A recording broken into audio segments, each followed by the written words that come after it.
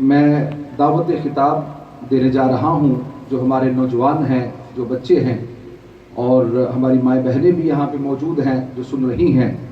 सब के लिए आज की हमारी इस बज़म के इंग्लिश स्पीकर जो हैं हज़रत अल्लामा मौलाना शेख साजिद शामी साहिब, मैं उनसे मुल्तमिस हूँ कि वो तशरीफ़ फरमा हूँ, खिताबत की कुर्सी पर तशरीफ़ फरमा हूँ और अपने ख़यालात का इजहार फरमाएँ। चूँकि अज़मत इस्लाम कॉन्फ्रेंस है तो आप याद रखें कि जो इसाले सवाब है ना, ये भी इस्लाम की अज़मतों में से एक अज़मत है। तो हमने दरख्वास्त की है कि इसाले सवाब की शरई हैसियत और इसके हवाले से गुफ्तगू करेंगे। चूँकि हमारे पास वक्त कम है, कुछ आपने खुद ही वक्त खा लिया है, कुछ लेट आने वालों ने हम कर लिया है, तो मैं चाहूँगा कि अपने मुख्तसर मगर जामे अंदाज में बयान फरमाएं। तो के खिताब से पहले एक पुरजोर नारा होना चाहिए। नारा तकबीर, नारा रिसालत, नारा तहकीक, नारा हैदरी, अज़मत इस्लाम, अज़मत इस्लाम। औज़ु बिल्लाहि मिनश शैतानिर रजीम। बिस्मिल्लाहिर रहमानिर रहीम। अल्हम्दुलिल्लाहि रब्बिल आलमीन वस्सलातु वस्सलामु अला सय्यिदिना व मौलाना मुहम्मद व अला आलिहि व अला अस्हाबिहि व अला अहलि बैतिहि व अला अज़वाजिहि अजमईन। अम्मा बअद, फ़अऊज़ु बिल्लाहि मिनश शैतानिर रजीम। बिस्मिल्लाहिर रहमानिर रहीम। मुहम्मदुर रसूलुल्लाह सदक़ल्लाहु व मौलाना अज़ीम। इन्नल्लाह व मलाइकतहु युसल्लूना अलन नबी या अय्युहल्लज़ीना आमनू सल्लु अलैहि व सल्लिमू तस्लीमा। अल्लाहुम्मा सल्लि अला सय्यिदिना व मौलाना मुहम्मद व अला आलि सय्यिदिना व मौलाना मुहम्मद व बारिक व सल्लिम व सल्लि अलैहि। सलातुल्लाहि व सलामुन अलैका या सय्यिदी या रसूलल्लाह। सलातुल्लाहि व सलामुन अलैका या सय्यिदी या Habibullah. Distinguished ulama-e kiram, the blood and the family of Mustafa-e kiram, our crown, the crown of Ahl Sunnah, Qibla Shaykh al-Hadith wa Tafsir, Pir Sayyid Riyaz Hussain Shah Sahab al-Mashhadi Hafizahullah, and our great host for this mehfil, for this gathering, Qibla Pir Sayyid Ghulam Dastagir Shah Sahab, and the rest of the ulama that are present here, the awam of Ahl Sunnah. Assalamu alaikum wa rahmatullahi wa barakatuh. First of all, Shah Sahab has indicated that I have attended late in such a soft manner that the reason why I have attended late, so I will be getting less time. And this is the greatness of a scholar, that is something. But the other thing I have realized, that everybody is terrified of going over the time that Shah has indicated.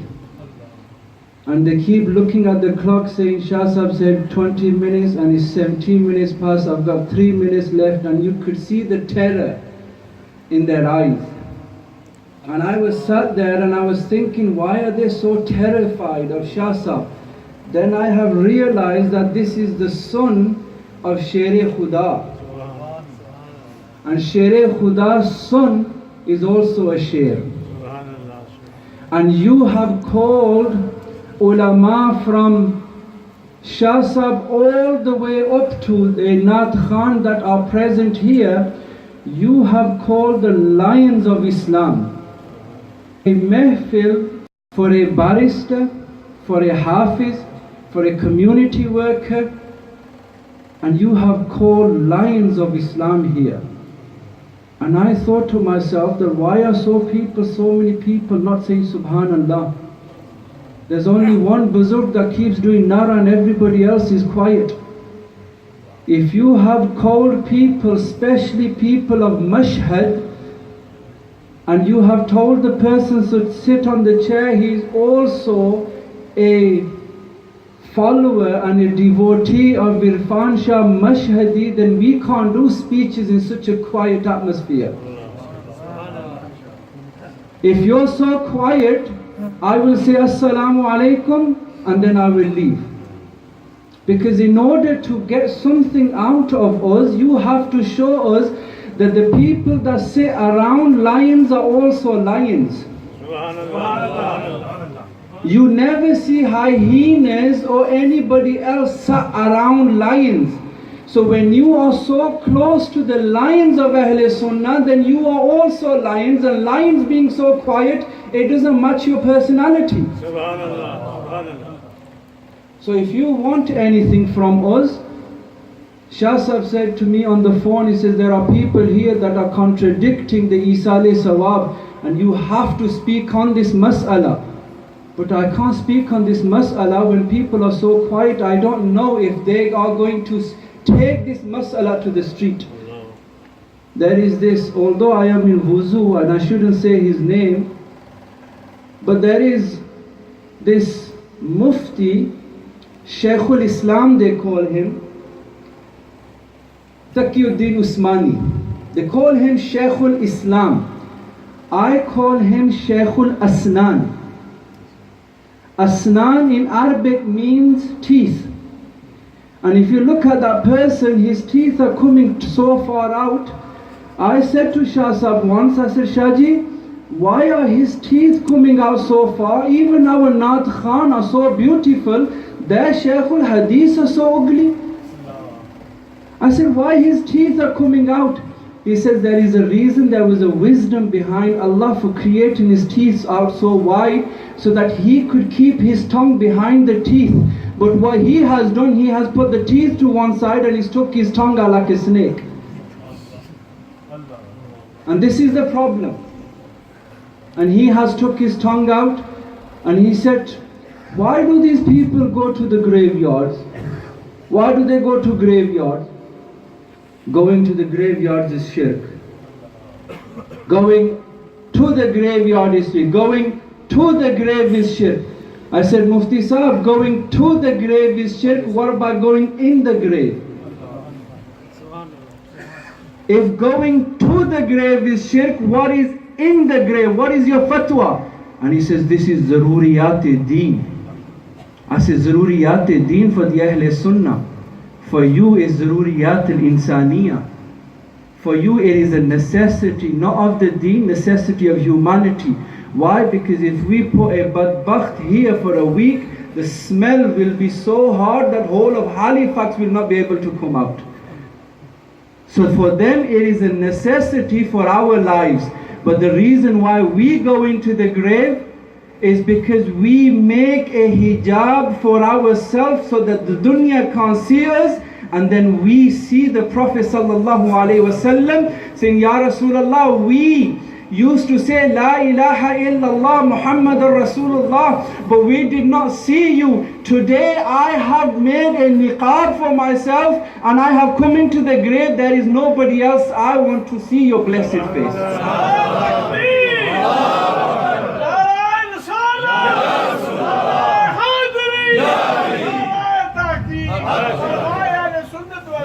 So when we go to the graveyard, we don't go only to do dua.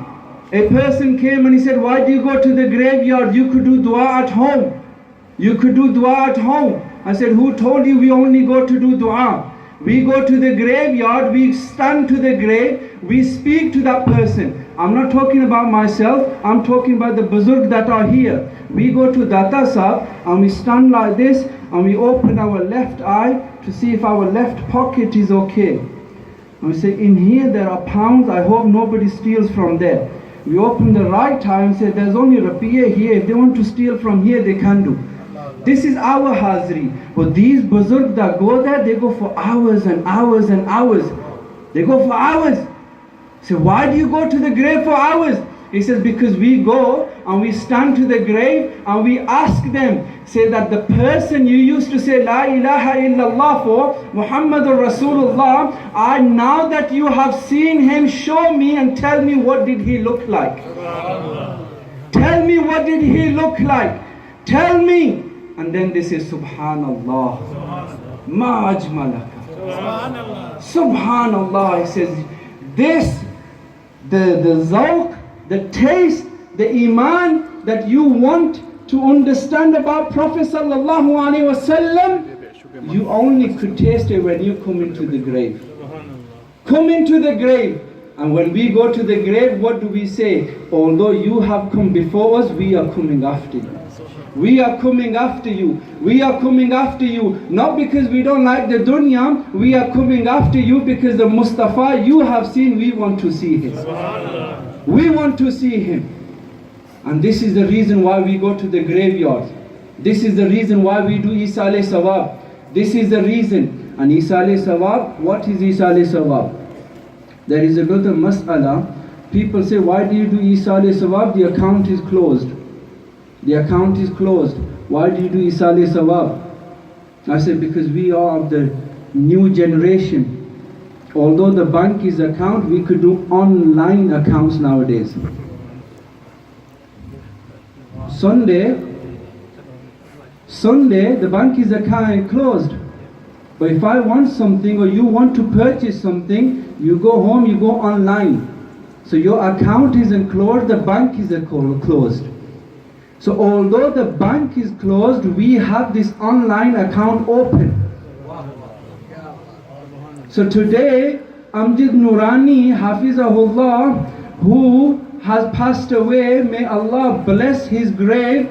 Although his bank is closed, his account is still open, and we are giving our donation to him via the internet.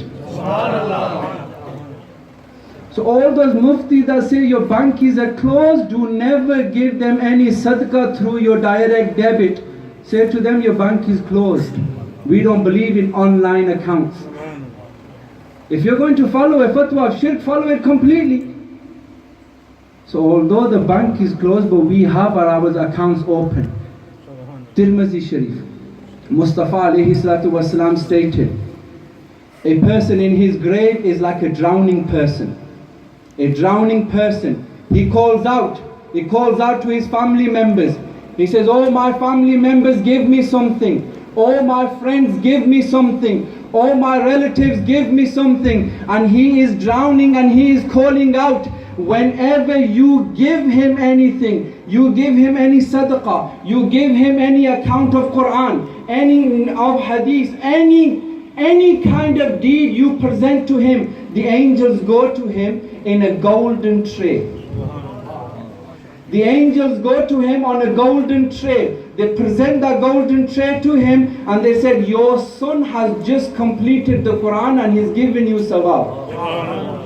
Your son has just given £1,000 to the masjid and that's sawab for you. This is the golden plate and there is a mountain of this reward which he received. And Mustafa alayhi salatu wasalam said that the thing doesn't end there. What that person does in his grave and the graveyard, he said he starts to rejoice.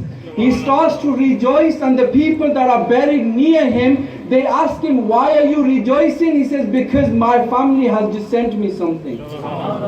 My family has sent me something. Amjad Nurani's grave, there will be the angels of Rahmah will be there and there will be a mountain and he will be rejoicing in the graveyard to say that the people of Halifax that I used to serve them in my life, they are serving me today whilst I have died.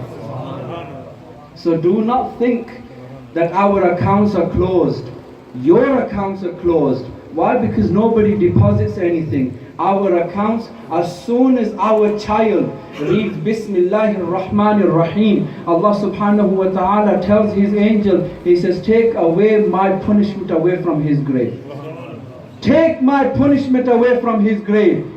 Ya Allah, why should we? Because he didn't do anything good.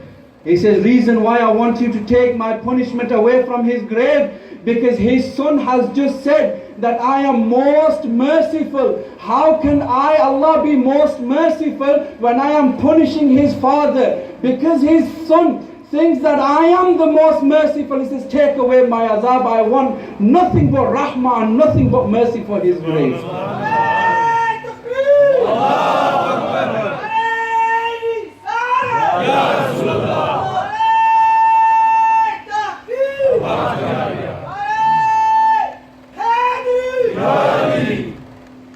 Mustafa alayhi salatu wassalam has given us teachings.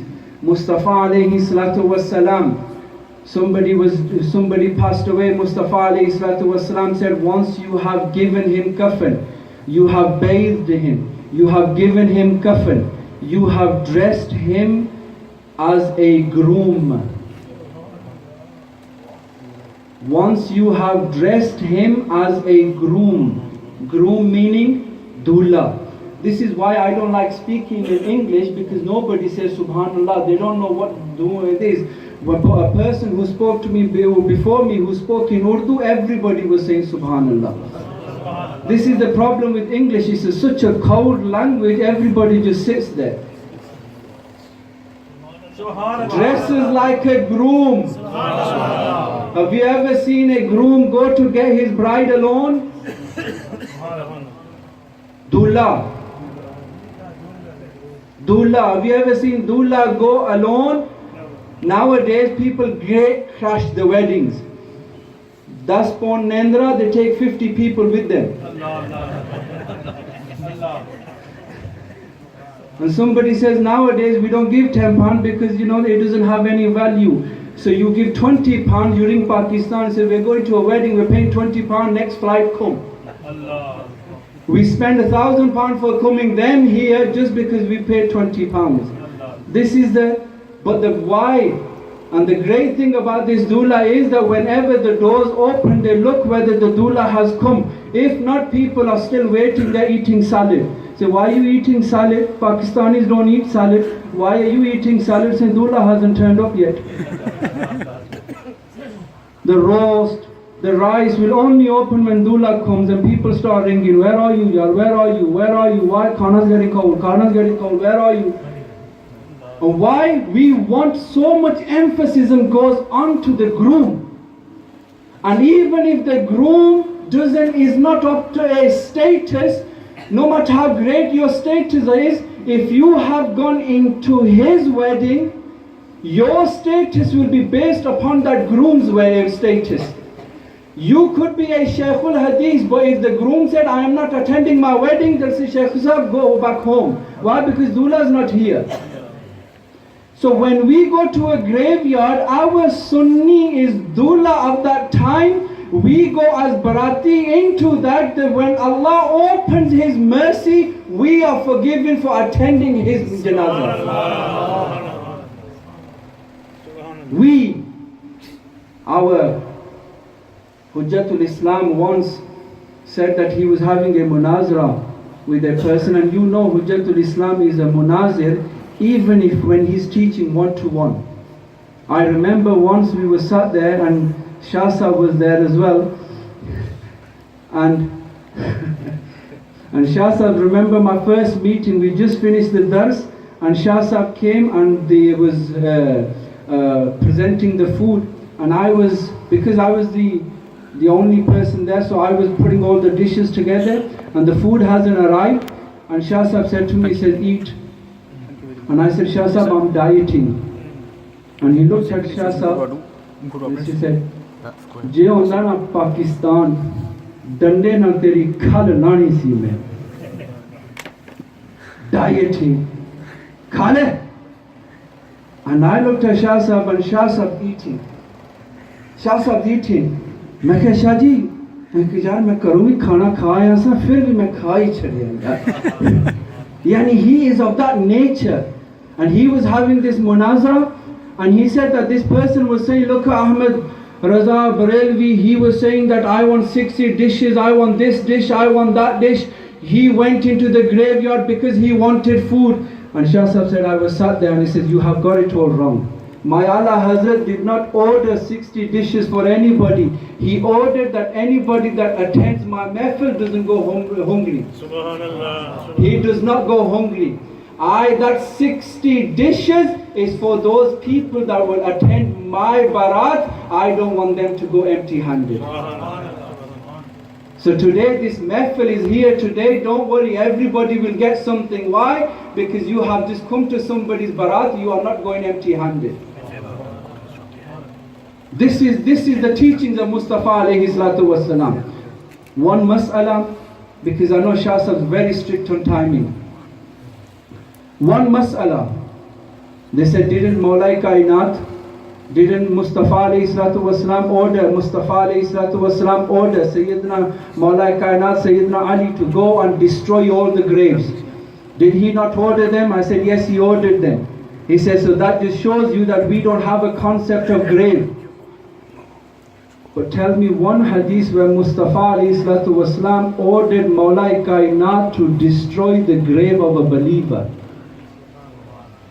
One hadith where he destroyed the grave of a believer. Why? Because when the believers died in the time of Mustafa was physically present. Why did he allow the graves to be built so high that he is later going to destroy? Why? Then the ulama muhaddiseen have answered. It says he did not destroy the graves of a believers, he destroyed the graves of non-believers to differentiate that the rahmah of Allah is not going on that grave, it's going on this grave. Mustafa alayhi salatu wasalam says, do not sit on a grave. Do not sit on a grave. Why not? Why do we not sit on the grave? He says, because you're disrespecting the person that is in the grave. You are disrespecting the person that is in the grave. I said, Mufti Sahab, Allah's beloved Muhammad says, do not disrespect the grave, because that is the disrespect of the person who's in the grave. But you are not sitting on the person that is on the grave, you are sitting on the soil of the grave. But Mustafa ﷺ is giving us the teaching, whenever the soil touches the body of my ghulam, even that soil is respectful soil. That soil becomes respectful. That is why you don't sit on the soil. So how can it be that the graves of the Sahaba and the graves of the Anbiya are a point of disrespect?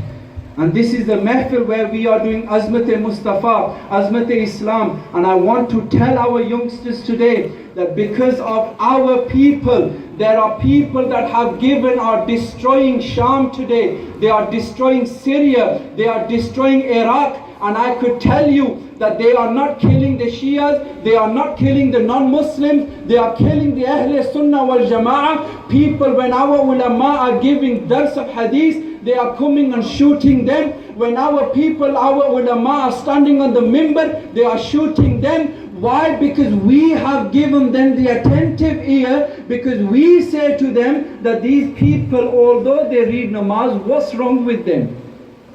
I want to give you an example. Pak Fauj, the Pakistani army. And the only reason I'm using that as an army, because that is the only army of Islam. There's only one country that was made for the purpose of Islam, and that was Pakistan. For the only purpose, everything else was distributed before. The army, a soldier is stood on the boundary of Pakistan, and he sees an enemy walking towards him. He goes and tells the person in charge. He says, there is a person walking towards me. He says, is he insan? He's insan. Does he have a gun? He has a gun. Is he wearing an army uniform? He's wearing army uniform. Okay, leave him, he's like us. Leave him. You're wearing a uniform, he's wearing a uniform. You have a gun, he has a gun. You're an insan, he's an insan. There is nothing wrong with you, both are brothers. Leave him. Would any kind of a command come from a sergeant? He will say no. If he's an enemy, kill him. Whether he looks like you, kill him, destroy him.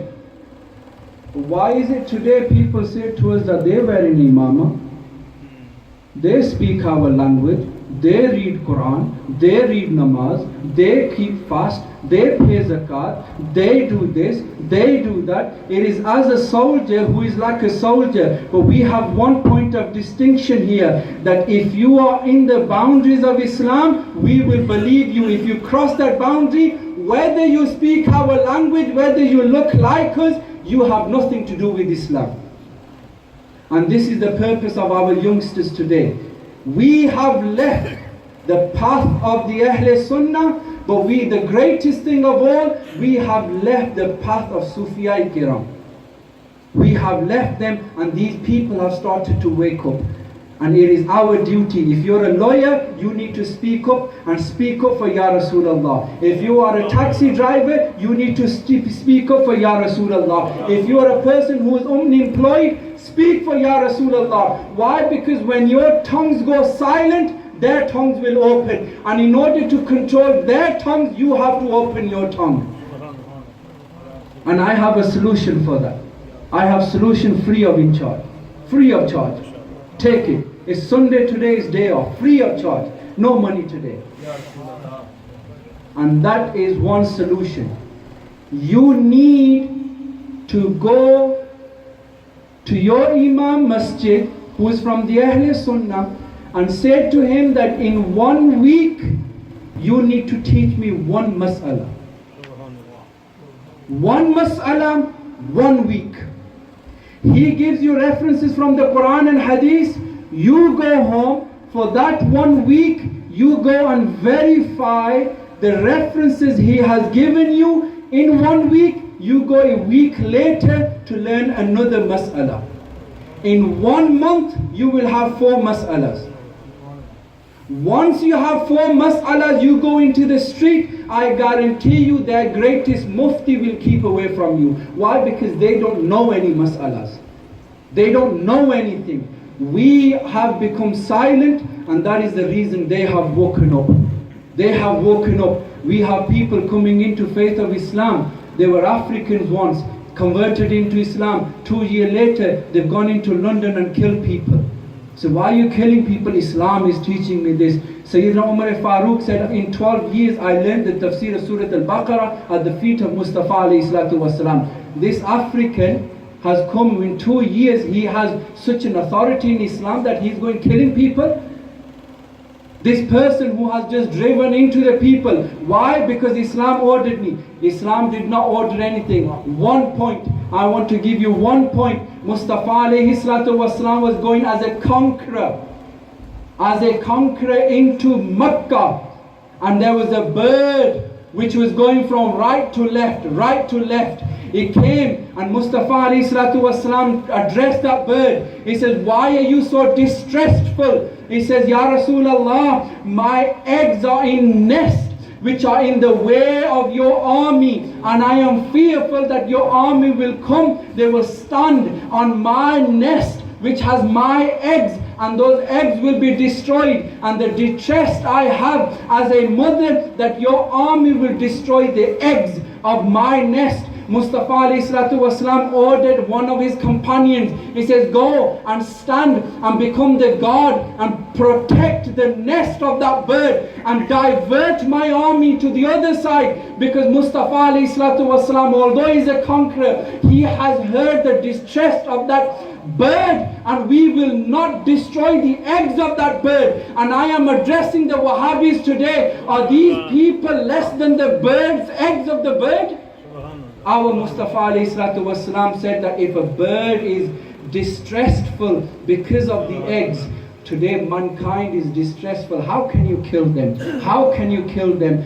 Our Prophet, our Muhammad sallallahu alayhi wasallam said, my true believers will be those that will not break an egg of a bird. Why? Because that is an honorable thing to do in the eyes of Allah subhanahu wa ta'ala. What about the mankind? You are killing mankind for your personal benefit. You are killing mankind because of your personal gain. Mustafa alayhi salatu wasalam never ordered this killing which you are doing today. And this was the teaching which the barrister was giving all his life, and Allah subhanahu wa ta'ala has given him such a status that we are here. People have come from Blackburn, people have come from Bolton, people have come from all over UK just to praise one of the gulams which lived his life according to Mustafa alayhi salatu wasalam. Our job is to live our life according to Mustafa alayhi salatu wasalam. And on the day when the world will leave us and we will be watching Mustafa alayhi salatu wasalam, trays